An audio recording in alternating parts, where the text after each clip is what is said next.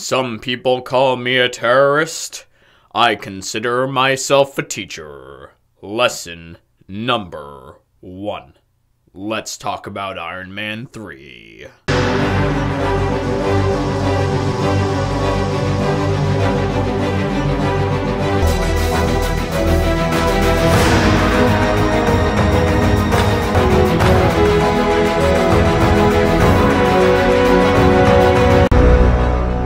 So Iron Man 3 is the first film within Marvel's second phase of the Marvel Cinematic Universe, and it takes place after the events of the first Avengers film. Tony Stark, he's busy, more busy now than ever, because he's continuously building more mechs. He's building more models of his Iron Man suit, and this is causing a lot of tension between him and Pepper, and he's also dealing with a lot of post-traumatic stress disorder after what happened in New York. Unsurprisingly, when this new villain, the Mandirin, pops onto scene, played by Ben Kingsley, and he has to find him, he has to stop him, and we have another great Iron Man adventure. One thing I should mention before we move on is the fact that this film was directed by Shane Black and not Jon Favreau. It is very apparent up front, because this is less a Marvel and Jon Favreau film and more of a Shane Black film, which is pretty funny considering that Robert Downey Jr. was in Kiss Kiss Bang Bang with Val Kilmer, and now he's in Iron Man 3, directed by Shane Black. However, while Iron Man 3 may be a different film within the Marvel Cinematic Universe, I still think it is a great movie. For one thing, we deal with one little aspect of Tony Stark's character that we've never seen before.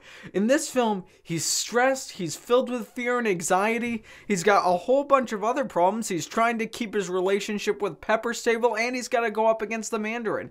All these different obstacles, all these different little specks that are put into his life, they cause him to have a great amount of stress that we've just never seen him have before, and it was great to see. It was a really good arc for his character. And Iron Man 3 brings it back to the first Iron Man film, where we get a lot of Tony Stark, not so much Iron Man. It was great to see personally for me, because in all honesty, my favorite part about Tony Stark isn't the fact that he's Iron Man, it's his intelligence, it's his brain, it's his knowledge about math, science, and engineering.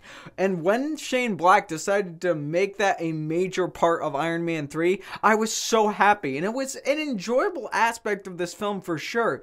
Not to mention, as always, the action scenes in Iron Man 3 are just as great as they have been in all the other Iron Man films. In fact, some of the action scenes in this film have some of my favorite cinematography for the action scenes in any of the Iron Man films. And I have a feeling that Shane Black actually studied up on Tony Stark before he came in to make this film, because Tony Stark still feels like Tony Stark. The dialogue and the way the screenplay was constructed, it feels like Tony Stark. And all the characters we've been attached to, Happy Hogan, Pepper Potts, all of them, they feel exactly the same as they have been in all the previous films. However, I will say if there's one big negative I have with this film, it's that the pacing at a certain point, about halfway through the movie, it slows right down to a drastic crawl. And there was one element involving somebody's son that I literally thought could have been taken out of the movie, and it would have been no different whatsoever. But as a whole, guys, Iron Man 3 is a really, really solid film in the second phase of the Marvel Cinematic Universe. In fact, if I was to put it up in quality of the films from the first Marvel phase, I would say it's probably as good as The Incredible Hulk with Edward Norton. Iron Man 3 establishes and expounds on the character of Tony Stark, and it gives us a lot of perspective on the new expanded Marvel MCU. And guys, what I'll say at the end of this review, Iron Man 3 is a good casual watch. And just as a reminder, guys, we're on our journey through Marvel's MCU to get to Avengers Infinity War, so tomorrow I'll be talking to you about Thor: The Dark World,